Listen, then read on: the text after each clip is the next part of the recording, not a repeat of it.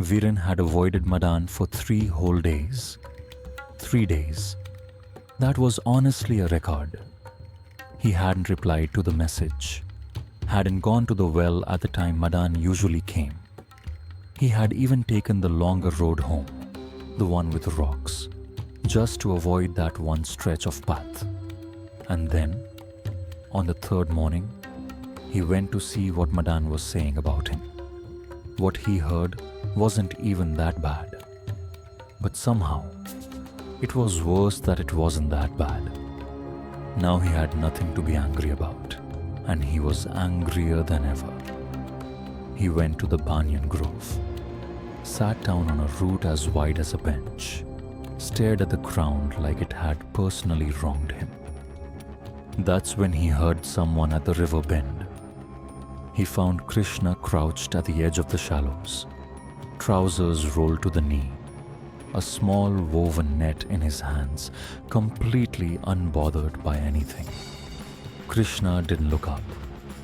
He just said, "You look like a man who ran away from something and then went back to smell it." Viren opened his mouth, closed it, sat down in the mud next to him, which he hadn't planned to do. "There's this person," Viren started. "He doesn't do anything openly wrong. He just leaves you feeling smaller. Every time. You walk away and you don't even know what happened." Krishna nodded slowly. "Sounds terrible. You should stay away from him." Viren blinked. "Yes, that's what I've been doing." "Good." Krishna handed him one end of the net.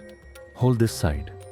They stayed like that for a while, Viren on one side, Krishna on the other, moving through the shallows.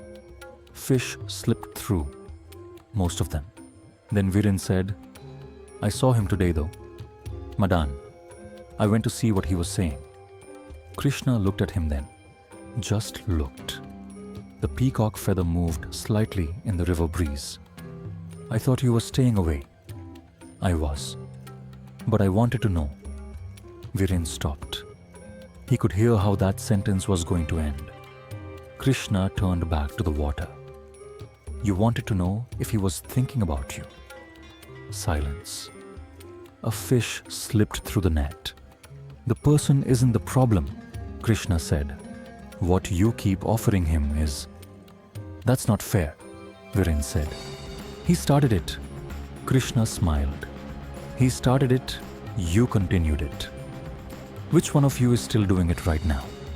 Viren thought, "Okay, this is one of those conversations where I think I understood and I definitely didn't understand.